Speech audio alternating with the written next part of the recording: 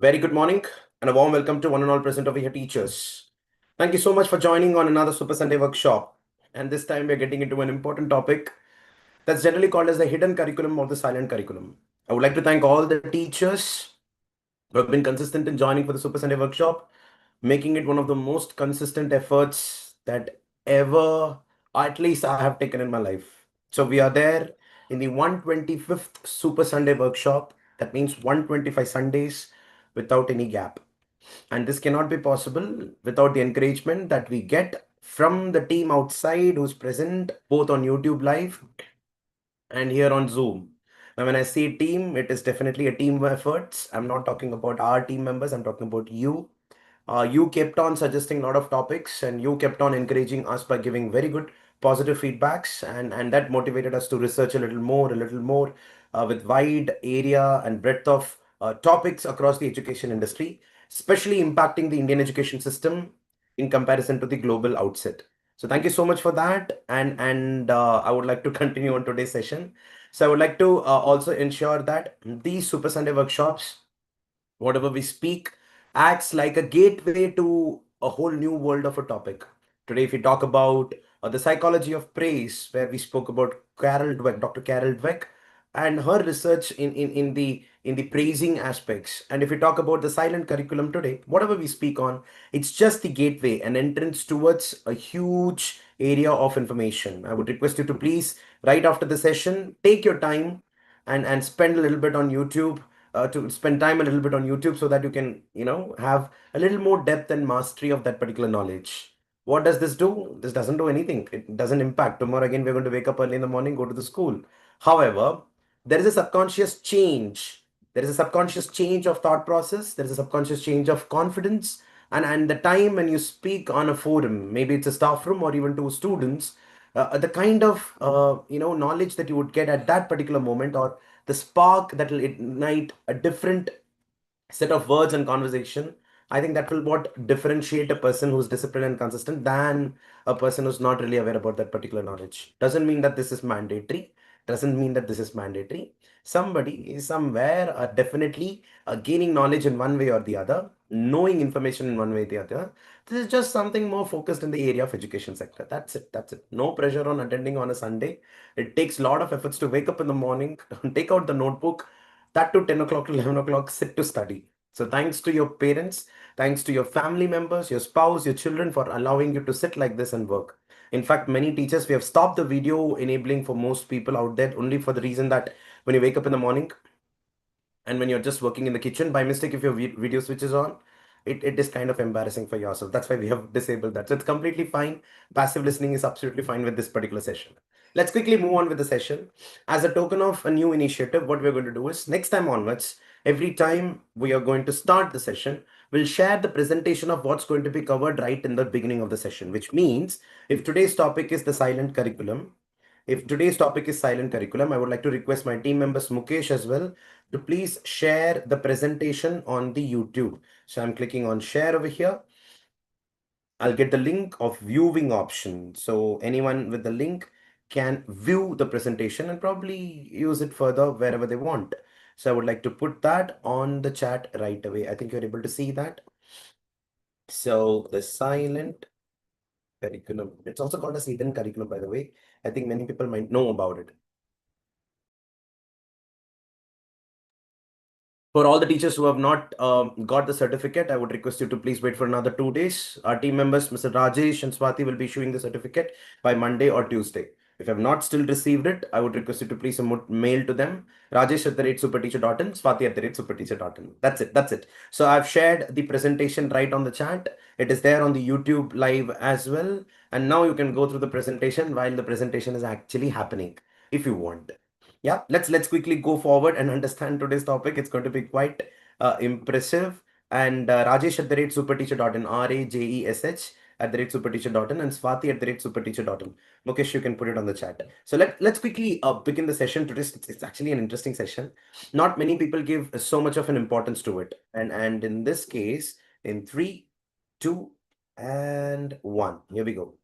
So the silent curriculum, teaching without words. Now, what do you actually mean by it? Many of you would have already guessed about this topic. I'm not sure how many of you are actually interested. You'll be like, oh, I don't know that. I get inside the class, I don't really speak, and the students listen to me. Like if I'm disciplined in the school, the students will automatically get disciplined.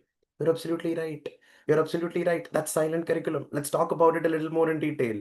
So I would like to welcome each and every teacher out there for the 125th Super Sunday workshop. And this time we're getting into the silent curriculum. I think Super Sunday workshop, we've been the loudest. And irony, today we're talking about silent curriculum. Silent curriculum is the set of messages, values, norms, and behaviors students learn implicitly from the school ecosystem. When we talk about ecosystem, it involves the stakeholders like the principal, the coordinators, the HM, the teachers, the primary teachers, the fellow students, the security, or even the ground workers, the ground staff, the group D employees probably. So these are the set of messages that is getting transferred. Teacher talk and tone plays an important role. Classroom layout plays an important role. Rules and their enforcement plays an important role. Peer interactions, representation in materials, teacher expectations, and micro interactions. These are some of the key aspects of a school ecosystem, which shapes identity of a particular school and the teacher, or even the students for that matter. Agency, taking responsibility of your actions and learning. Belonging, patriotism probably. Attitudes towards learning, how interested am I in that particular subject. Risk taking and equity, which often more powerfully than explicit lessons, which is present in the textbook. So the silent curriculum is a set of messages, values, norms, and behaviors students learn implicitly from the school ecosystem. Teacher talk and tone, classroom layout, rules and their enforcement, peer interactions, representation in materials, teacher expectations, and micro interactions. It shapes identity, agency, belonging, attitude towards learning, risk taking, and equity, often more powerfully than explicit lessons. I'm repeating this because it's very important. You'll not believe the formal curriculum that's present on the textbook has got much minimal effect in the success of a human than the silent curriculum, which cannot be really documented that easily. Let's understand what we learn from our environment. It's going to be a very good question set of. I would request you to put it on the chat. For example, have you ever seen your parents stand in a queue to get the train ticket? Have you ever seen your parents stand in a queue to get the train ticket? Maybe, probably, if not the train ticket, the bus ticket or the flight ticket. I'm not sure how, but have you seen your parents jump the queue? There are times that they have jumped. I'm not at all denying that fact. In fact, my father used to be my most of my life. What most? The complete life, in fact, till my 12th standard, I guess. Um, I used to travel from Mumbai local trains to go to the school, and we were supposed to take train tickets long back when the pass system was actually not even existing, and then pass system came into picture. Just because we were late, we used to jump the queue. We used to request people, give me 1 minute, and that habit somehow got seeded in me. I'm still continuing, which is probably not right and wrong. I'm not sure about it. We'll talk about it. So have you ever seen your parents stand in a queue to get that train ticket? Let's see. Have you ever witnessed a person fighting for a stranger for some sort of injustice in the community? This is again another important factor. Some parents tell the students or tell their children, when there's a fight happening, try avoiding it. Or some people say that if there is an injustice happening, go raise your voice. Now, what is right and what is wrong? It doesn't matter. What really happens is the decision taken by the parent or an adult in that particular situation will decide the decision making skills of that particular child in the future. So this is a very subconscious message that you're passing. If there's a fight happening, don't go there. Some people say yes to it, some people say no to it. Now, again, some people will be like, who are not really responding on the chat, will be like, it depends on the situation. If it has got nothing to do with me in my life, I wouldn't really worry about it. In fact, I don't even stop at that fight. I keep on moving. I've got better things to do in life. Maybe something like that. Maybe that is true, or maybe that is not.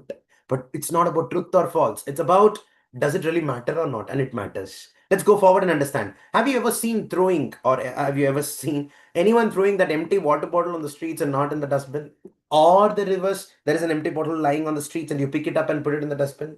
Again, this cannot be part of the textbook.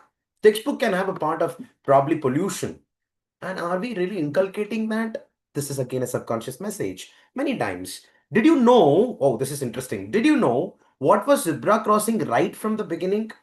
Anyone out there? For example, there are like white lines. I mean, until and unless I saw that on the textbook, I did not know what was zebra crossing. In fact, even today, the white lines that are present between the roads, with gaps in, like these are stripes, right? I don't even know why are they even present. And sometimes it is continuous line. Some of you might know about it, some of you might not know about it. But knowing about it would have given you a better sense of, or a different sense of abilities, and not knowing again would have given you some different sense of abilities.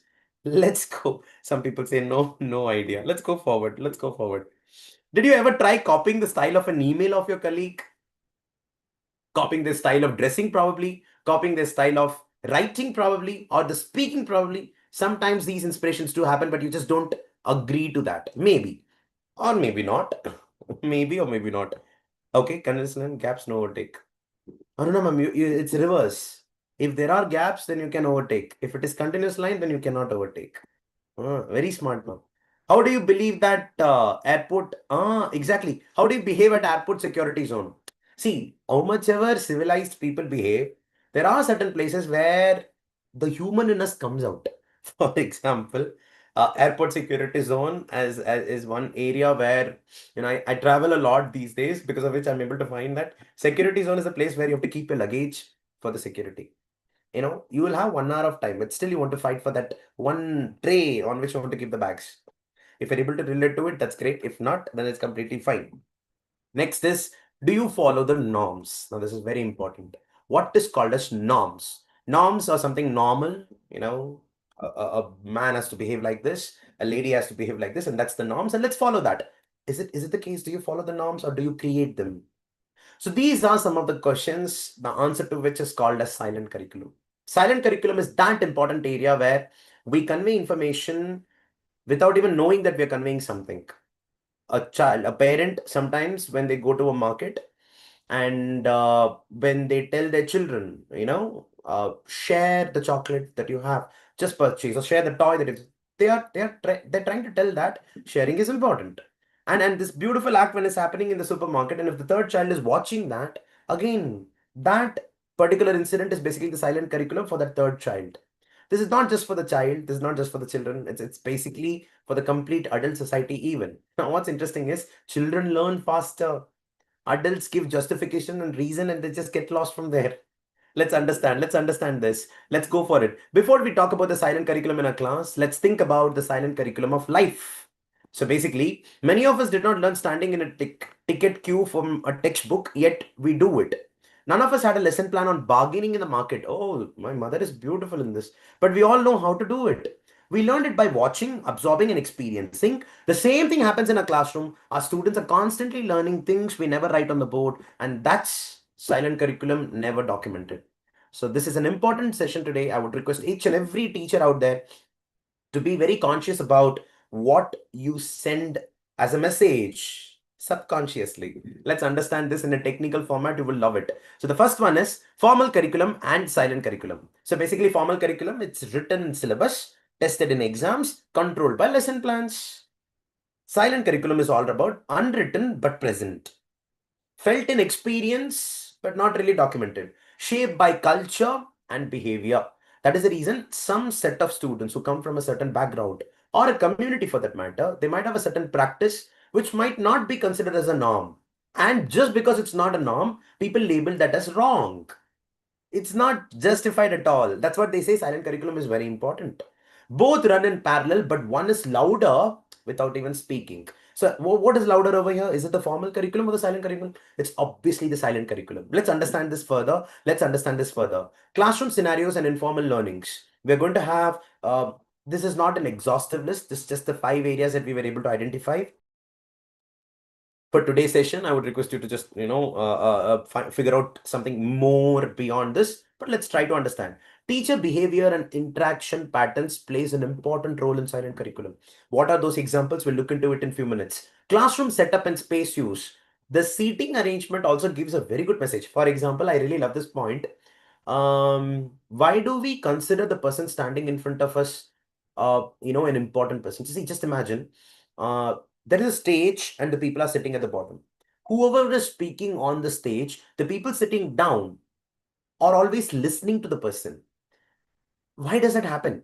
Just because somebody went on to the top over there, or went on to the front part of the audience facing them, and when they're talking, We are listening to them. Why does that happen? Maybe there's a silent curriculum that got instilled among us during the school days where the classroom setup is like that.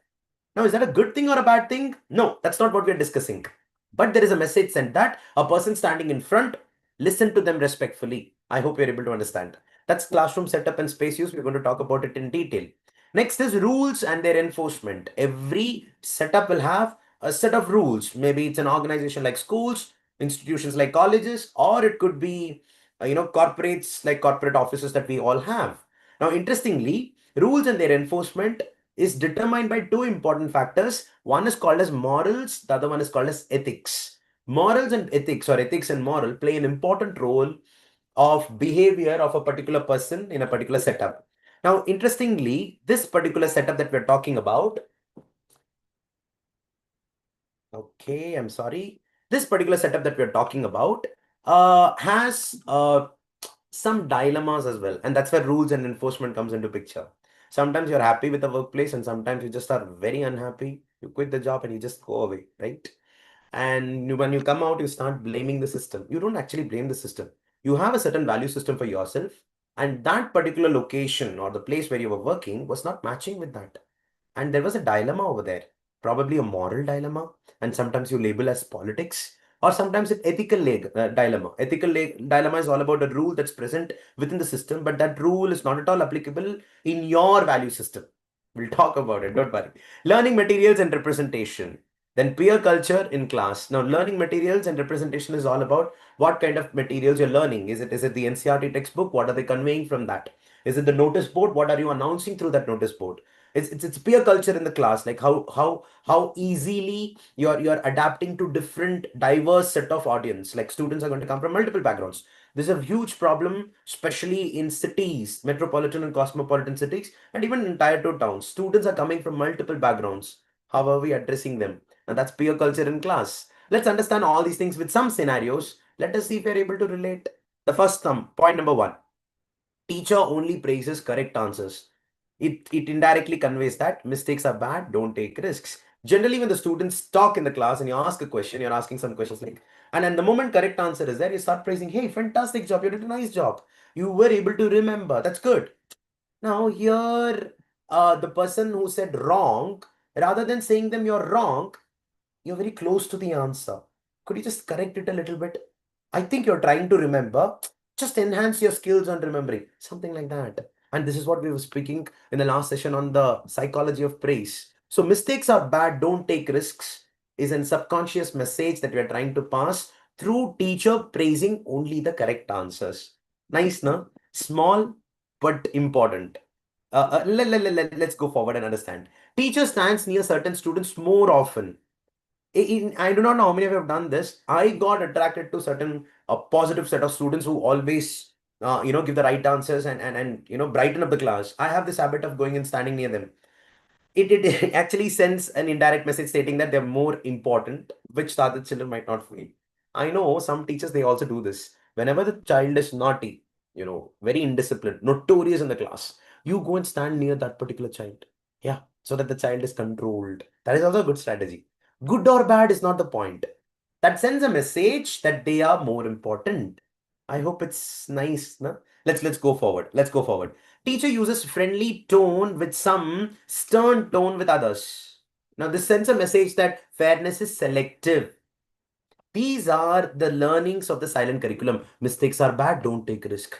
They are more important. Fairness is selective. What is one more? Teacher avoids calling on shy students. Your voice doesn't matter. This is also a very common scenario in many schools. I mean, you might agree, some of you might disagree because you're not doing this. There are some students in the class who are generally termed as introverts, especially after 8th standard. You prefer not to call them. In fact, you also prefer not to call certain students because they might create some chaos. You might have done that with a good intention. You might have done that for a strategic purpose, but it actually sends a message stating that your voice doesn't matter right now. Because that's exactly the learning that the children are going to take away right now, because the prefrontal cortex, this particular part of the brain, which is very, very important for understanding scenarios and the research behind it at the background, it's not developed yet. We saw this in this topic called as adolescent education as well. I would request you to please go back and check that to understand the limbic system and the prefrontal cortex. They are technical terms, but very interesting. As a teacher, everybody should know that. Let's go forward. Let's go forward. Now, next to the mischievous one. Okay, done. If your ward is there in your class, son or daughter, your own son or daughter, sometimes you might go and stand near them as well, right? Yeah, my father used to do that. Not the right thing. Teacher often interrupts weaker students. You're wasting the class's time. Oh, I've got that many times. You're wasting the class's time. Sometimes students cannot put their thoughts in words. It's going to take some time. And the teacher needs to be patient about it. Yeah. I'm talking to that one teacher who stopped me talking. Yeah. I'm talking about my mother. But that's okay. Teacher often interrupts weaker students. Yeah. Now she's listening to me. Next is classroom setup. Look at this. This is also nice. How subconsciously the students learn. Bright, colorful displays only for toppers. You have the pictures on the notice board. Achievements belong to a few. Now, this is one message. See, this doesn't mean that this is the only learning. This could also mean that I also want to be there on the notice board someday. Let me aspire to be that. That could be the case. It's about how you drive it. I'm just putting these silent learning in a negative offset right now, just for us to better understand the topic. Doesn't mean it is always negative. Not at all. Okay, let's go forward. We have 5 questions for all periods to show all our uniform. Yeah, you're right. Absolutely. That's a good idea. Yeah, we should promote the shy ones to participate. You're right. Back seats always filled by the same group. You belong at the back. I know. See, in fact, I would also like to tell you, there was a friend of mine, I mean, during our school days, who was always there at the last bench. And once I got a punishment to go and sit in the last bench. And the punishment of a student to go and sit in the last bench, whatever may be the action, conveyed my friend was already at the last bench that so the students who don't deserve, uh, or the students who are not really right, the students who are supposed to be punished come to the last. And that's where that message conveyed to him so strongly that he didn't like the last bench at all, but he was very tall. He doesn't have an option to come and sit in front. And he started having the subconscious thought that he's actually wrong. He's actually right. See, we were immature. You know, children are immature. They don't have the prefrontal cortex. I'm repeating that. So it's very difficult for us to, convey the right message. So being explicit about each and every action that a teacher does in the class is very, very important. And you can't control that. So, in fact, many schools these days, I think I saw a recent newspaper article on Kerala completely abolishing the system of rows and columns, and they started making it as a circle or a U, or like Deepti ma'am is talking about, that kind of a shape. Well, here that's not the message. It's the message of what a teacher does. And just because it's U shape or circular shape doesn't mean that there is no other impact. For a student, for a class with 45, 50 students in India, U-shape will not work. Conference kind of setup will not work. Rows and columns are the best. There is a taboo already, people speaking that rows and columns are bad. No, that need not be bad. People do not realize that the teachers don't stand in the class and talk. The teachers walk in the class left, right, and center. They go to the last bench, they stand there for speaking at least for 10 to 15 minutes in a period, so that the last bench students do not feel that they're last. In fact, they're first at that moment. What I really mean to say here is rows and columns doesn't determine a classroom's arrangement of front and back, but the teacher's movement definitely does. So people thinking rows and columns is bad should know that on reality or in reality, the teachers do not consider that. If you do that, you just please pass on this message to wherever you want. Rows and columns are not really bad. Anyways, girls and boys desk placed apart without collaboration is very important. See, basically what happened is it's still a very important point to be spoken in India, where boys and girls sitting together is a bad thing. That interaction is it normal? You're trying to write in the beginning in the school day saying that boys talking to girls is not normal. I'm not saying bad or right. I'm talking about it's not normal. In fact, there are some states where there is a rule that the girls and the boys should not talk at all, especially in the colleges. Yeah, many of my friends never spoke to girls at all during the school day. Suddenly, when they come to college and they're like, they don't have the confidence at all. So there are a lot of other factors come into play, which influence the thoughts. Boys are superior than the girls are superior than boys. And today, YouTube and Instagram is loaded with all toxic influences talking about masculinity and femininity. And this is again a silent curriculum that's happening. They'll try to relate with what they have already known from these social media with what's happening in the school. And when they're seeing that the boys and girls are not really talking, that's another message. Interaction with opposite gender is not normal, which is a very bad thing. But how can you avoid that? It's very difficult again. So let's understand this in a detailed manner. We'll try to have some solutions as well. Teacher's desk on a raised platform. Authority is always distant. This is very nice. See, both from the political satire and also the classroom setup, both are the same. Just because somebody's standing right over there, that means that they have an authority, which is not wrong, which is not right as well. So it is not about right and wrong. It is about the subconscious message that we are passing. How do we put that in the class is the difference that it creates. Let's go forward. Let's go forward. Let's go forward. Next is rules and their enforcement. Latecomers always punished without listening to reasons. That means rules matter more than people. Now, this is where ethics come into picture. It's not morals, it's ethics. Ethics talks about rules, following them strictly. You might be very loyal to your friend. In a school setup, the colleague who's sitting beside you in the staff room, she's one of your best friends. She committed a mistake. As per the ethics of the schools, you're supposed to report that to your coordinator, HM, or the principal. You don't do that because you follow the moral of being very loyal to your friend.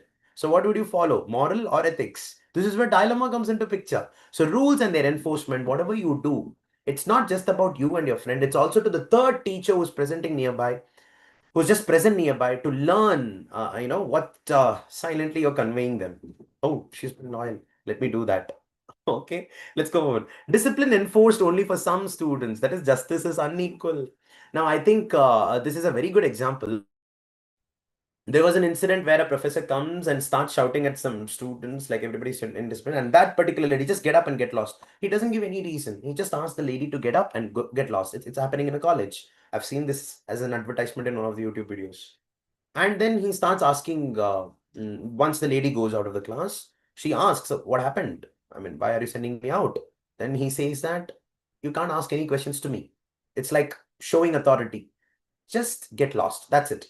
And unfortunately, just because it's a professor and the student sitting on the other side, the lady had to go out. Now, the first message of this professor to the class was, nobody raised a question apart from that person who got affected on why this injustice was happening. Nobody asked for explanation. You are always supposed to ask, in fact. So the biggest crime in the world of law or legal system is not raising your voice. Just because somebody has an authority doesn't mean that they have all the rights to do whatever they want. You need to question. And today in India, predominantly, or in the world, if I have to say, the art of questioning or the simple form of questioning is considered to be a protest. Oh, this is a very big deal. What are you conveying? What you're conveying in the class, justice is unequal or unequal, is not a factor of that one incident. It's going to shape the decision making skills of that particular child in the future. An important lesson. Let's go. No tolerance for mobile phones, even for learning purpose. Now, this is an important phenomenon that's happening. Technology is dangerous. You're conveying the message. Technology is dangerous. There's a sense of fear among the students on using the mobile phones, computers, which is actually taking them away from it or making them more curious to find out what actually wrong can happen. So that's again another. Good or bad is not the point. You are conveying the message. That's it. Finally, learning materials and representation. We have got few examples here. Science examples, always male inventors. Did you know that? Only men can create technology. In fact, I was like so curious. I even Googled this. See, some scientists under the domain of science. Let me just zoom it a little bit. So the moment I Googled it, from sources across the web, we had Albert Einstein, Galileo, Thomas Edison, Aristotle, Jagdish Chandra Bose, Isaac Newton, Nikola Tesla, Charles Darwin, and one lady called as Marie Curie. That's it. You open any of the websites, 37 famous scientists to change the world. Again, only one Marie Curie is there. But Edison had got huge list of women. That's in that sense a subconscious message that the women were actually suppressed for a very long time, and that is the reason everybody's talking about women empowerment these days, and it's there in the book as well. There is a connect now. Nice, no? So this is with respect to the silent curriculum over here. Let's go back. Let's go back, and I would like to go with the slides, but that's not the case. Science examples always male inventors. History example focus on one region or caste. Your culture isn't valued. In fact, most of the textbooks, when they talk about caste, creed, and community, they mention only one or two categories. But in India, we've got thousands of categories. It's important for the students to realize that all these thousands of categories exist and they coexist. That's why it is called as unity in diversity. It's like I know there is another practice which is not part of my norm, but still I respect it. That's where unity and diversity comes into picture. English reading passages always urban settings. City life is more important. Oh, this is very important point. I got carried away with that. Peer culture. Jokes targeting certain communities are ignored by the teacher.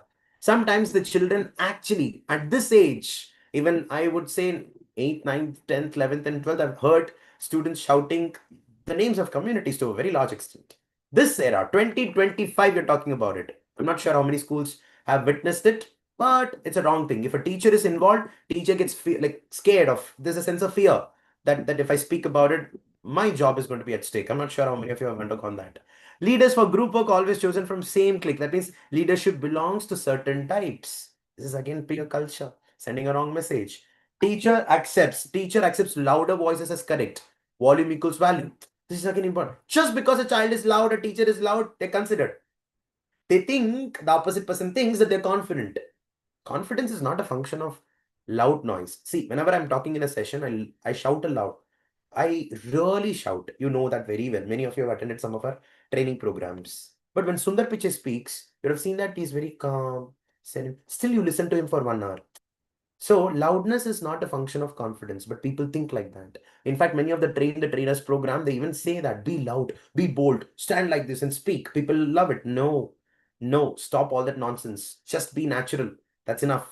The more natural you are, the better is the speech. In fact, if a person is able to speak like the same way they talk to their friends on a stage, that speech has got better reception than anything else. Let's go forward. Some research insights of whatever we spoke. This is a very good point. I think some of you would have learned this in your B.Ed. Rosenthal and Jacobson, 1968. Classic experiment in a US school. What they told us, teachers were told some randomly selected students were intellectual bloomers. Over the year, those students showed significantly higher IQ gains purely because of changed teacher behavior and expectations. Some of you would have categorized the students. During my school days, it was called as slow learners, remedial students, extra class students, something like that. Now, probably they're called as intellectual bloomers, and they found that there is an impact on the students. However, it is not about the word, it is about the differentiation. Do you really think that naming will define the students? For example, there are 40 students in a class, and these 40 students, you're calling out 15 students, and you're saying we will have extra class for these students. And all the children in the class know that these students are selected because they scored less.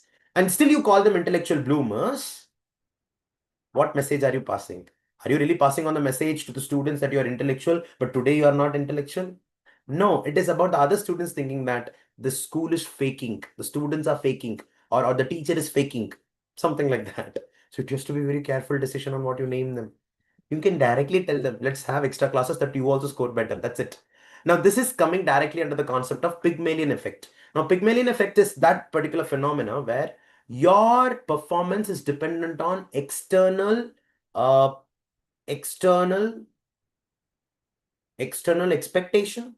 Say for example, I am going to tell Ashmita ma'am and Ashmita ma'am and Prerna ma'am, I'm going to tell that, ma'am, you both have been performing extremely well, though they've been performing normal. I'm calling them separately. I'm saying, but I think next month, because of your performance, I need to toughen the task. Your efforts are really good. I think you are able to easily, match the efforts. Why don't you try this, Karke? Now, my expectations on Prerna and Ashmita got increased to quite some extent, and this will motivate them to further increase their effect of work. And luckily, or fortunately, surprisingly, they would have performed better than the past. Pygmalion effect is important, and that's how the world revolves around. You talk about it, you learn about it a little later. Today's session is not completely on that. Completely on that. Edu Clinic. Wow, what a word. Amy Edmondson, Harvard, 1999. Teams with high psychological safety, where mistakes aren't punished but seen as learning opportunities, show higher innovation and engagement. You can read about Amy Edmondson, where it was all about some set of students where they were continuously making mistakes, and the mistakes were allowed by the research team. And that led to not just the possible outcome, but also knowing about the impossible, or not impossible, the other outcomes, the wrong outcomes. In fact, there is also a famous thing, right? Thomas Alva Edison found out that the bulb, the experiment of a bulb, after 1200 attempts or something like that. And when they said that, why did you not give up or something like that? He said that I did not make mistakes. I found out 1199 ways of not working. and one way of working, something like that, right? I don't know if I'm right or not, but I just remember a little bit faintly. UNESCO Global Education Monitoring Report, which spoke about biased textbooks that underrepresent women, minorities, or rural life, contribute to lower self-esteem and aspiration among those groups. There is this separate category called as SBC. We are going to social and behavioral change. That experiment in 2022, UNESCO did this. I'll show that to you in a few minutes. Carol Dweck, we actually spoke about her in the last session, where she said in 2018 in multiple countries, process-focused praise. You worked very hard for this. Fantastic. Good job. You're not the topper of the class. Doesn't matter, but you really worked hard. One day you'll be the topper. So it is the process praise and not the outcome praise. You remember we used a word called as incentivization of the process and not the product. That's where Carol Dweck comes into picture. Led to higher resilience than person-focused praise. You're smart. We saw one video of Sal Khan of Khan Academy with Carol Dweck. Gregorian Ripsky. So what they did is students who experience consistent, fair discipline are more likely to respect rules and teachers on long term. Inconsistent or biased discipline erodes trust and belonging. This is another experiment. Finally, India, Nambisan, classroom interactions in Indian schools often reflect social hierarchies, which is caste, gender, class, which is also explicitly mentioned in the reservation categories, subtly influencing participation and achievement. Good or bad, it can be both. Let's go forward. So effects on students, what we expect silently becomes what students achieve. If we punish mistakes, we also punish curiosity. If they can't see themselves in the book, they won't see themselves in the future. Our praise can either build a staircase or a ceiling. Wow. Fairness is in the rule book. It's in the referee. Our cultural habits can be strongest chapter in our silent curriculum. I'll repeat it. Our cultural habits can be the strongest chapter in our silent curriculum. I'd like to stop share the screen quickly, continue on it a little more, and then we'll find out the last. George Burnett even spoke about it. Yeah. Now, when we talk about the silent curriculum teachers, I think now you would have already realized uh, there are a lot of things that we convey. Now, apart from the formal topic of whatever is present, I would also like to convey something very important. There are certain silent curriculum that gets conveyed even through the way you talk and speak. I'm not sure how many of you know this, but the students look at the way you walk in the school. The students look at the way you greet your fellow colleagues. The students even look at the way you dress. Did you know that? Students have been talking about it. You have to go to their level and they say that yesterday, ma'am's sari was so elegant. She was so nice. In fact, this is very common.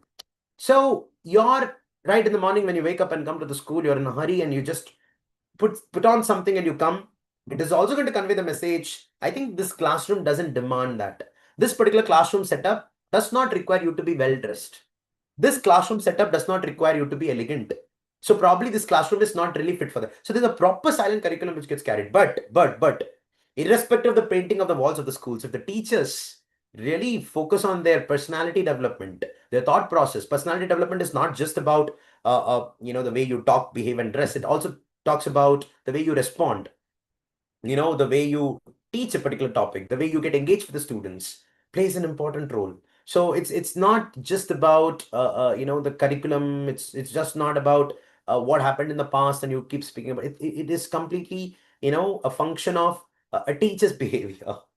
It's a very big burden. I mean, I do not know why you joined teaching as a profession.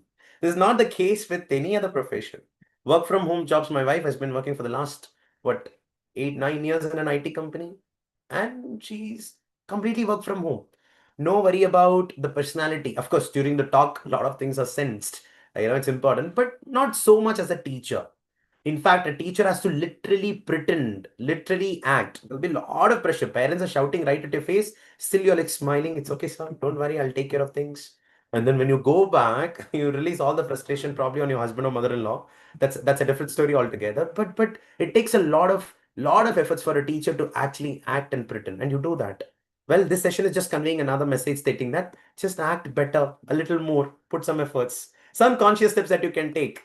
Model respect and empathy. Greet students, listen without interrupting, and acknowledge feelings, knowledge, skills, and attitude. All these three things play an important role. Consistent punctuality. Start and end classes on time to show respect for others' time. How much ever the topic is deep, if the bell is rung, you just stop over there, right over there. Or else you can say that, let me take just 30 more seconds and finish this because I'm in a good flow and you're all putting so much of efforts to listening to me. Something like that.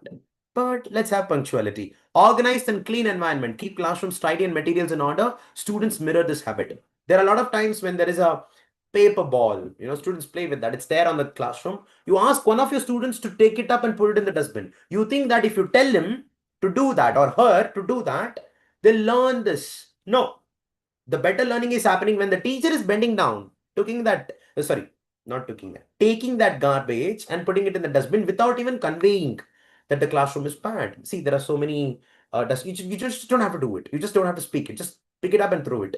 Many people do that. I'm talking about my father. Inclusive language. Avoid stereotypes. Use names correctly and encourage diverse perspectives. In fact, there are many times when a teacher, of course, most times the teacher remembers all the student names. There are some teachers find it very difficult to remember modern names. Now the students are coming with so different modern names and it's very difficult to pronounce. So it's important for you to spend some time, talk to the child or the parent, how to pronounce your names. What is that extra syllable that you're doing an extra efforts? That is conveying another message of respect, right? That's important. Next is conflict resolution in public view. Handle disagreements calmly to teach respectful problems. You might fight. Two teachers are fighting in the corridor and you are going there to console them or just sort it out. Important thing is you are not sorting out the problem.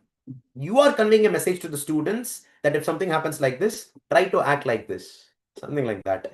Visible collaboration. Show teamwork with colleagues or students. Value cooperation. Same thing. Dress with professionalism. Maintain neat, comfortable attire to communicate self-respect. Remember, it's not a function of anything else. It's communicate self-respect. One of the debates that we will definitely touch this topic on how a teacher should be dressed. There are a lot of debates happening right now because now the teachers have started believing, the young ones specifically, that they have got two forms of life. One is the professional life, another one is the personal life. And in the personal life, they can be the way they want. And professional life, they have to be. So in the personal life, it is dominated with morals.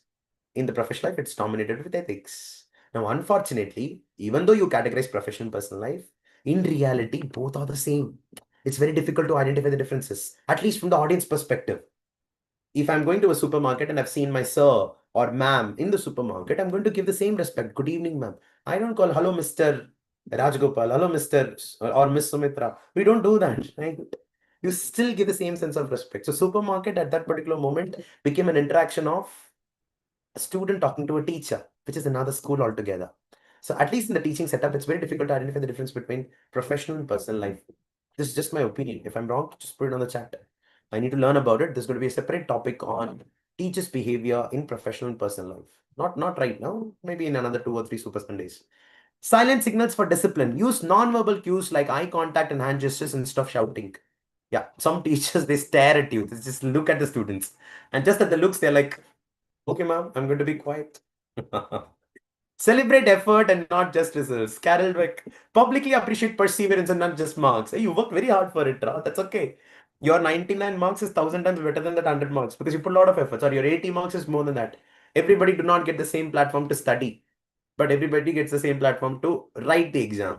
There is no justice there. Celebrate effort, not just the results. Yeah, that's a nice point. That's it. That's it. And that's why they say it takes a village to raise a child. It's not a function of one particular person, the parent, the teachers, the principal, the colleagues. I told about everybody, right? Yeah, even the non-living things sometimes. You just need to observe.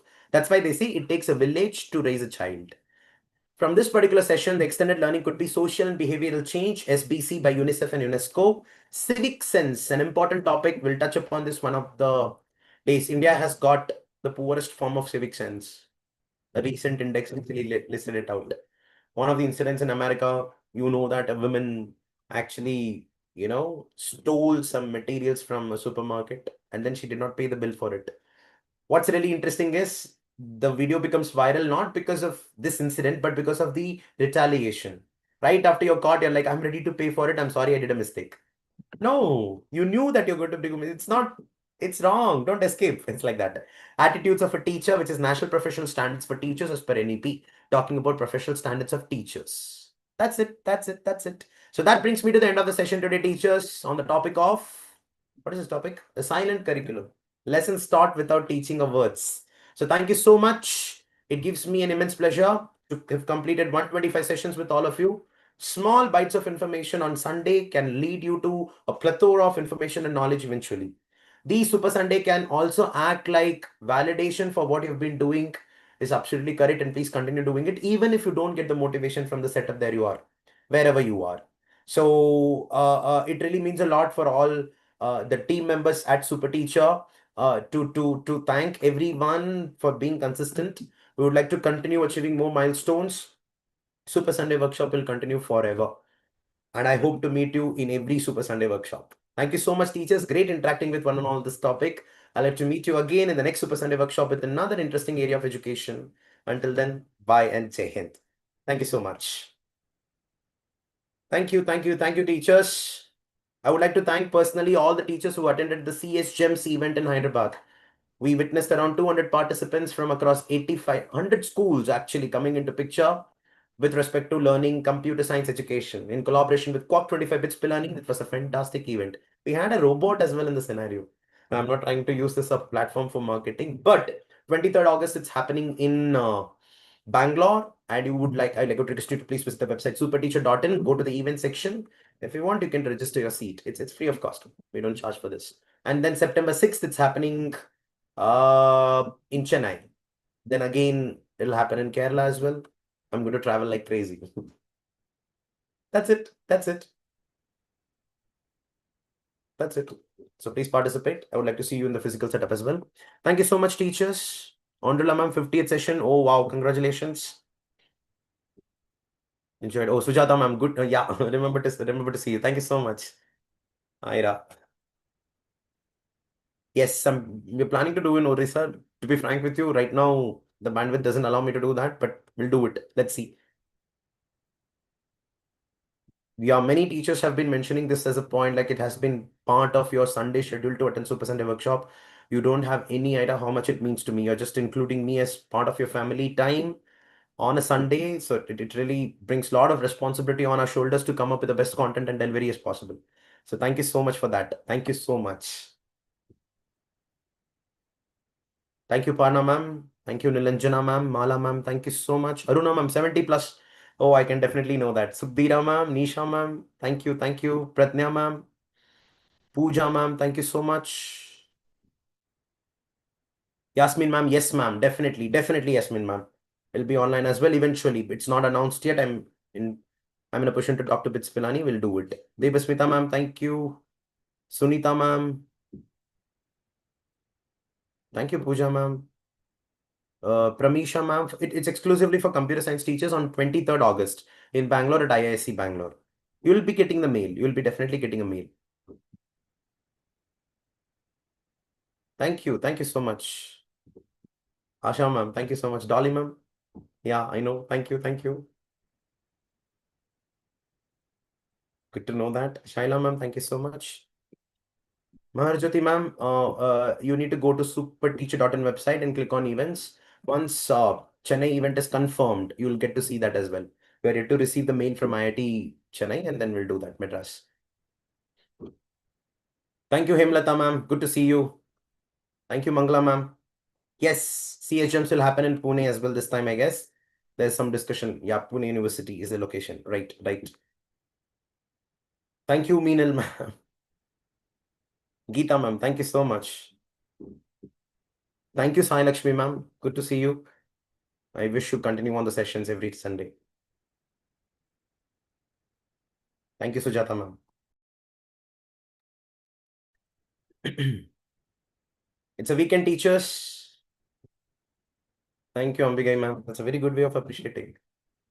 Thank you. So it's a weekend, teachers. Spend time with your family. I'm really sorry to take away that particular time. In the session, they say, hey, your training session is not there, it's Sunday. Monisha ma'am, I'm sorry if that hurts you, but that's fantastic. Thank you so much. Yes, yes, Mahendra Singh sir, you're right. You're right. Yeah, Marjati ma'am, I'll be there very soon. Yeah, Kolkata also, Ruby ma'am. Definitely it's happening in Kolkata as well. Thank you, thank you. Thank you so much, Sri Lakshmi ma'am. Means a lot. Deva Manogari ma'am, thank you. Thank you so much. Thank you, thank you, thank you, Sujata ma'am. Means a lot. Need that. Thank you. Thank you. Okay, that's okay, Pooja ma'am. Thank you. Thank you. Have a Super Sunday, teachers. I would like to meet you again in the next topic in the next Super Sunday workshop. Bye, everyone.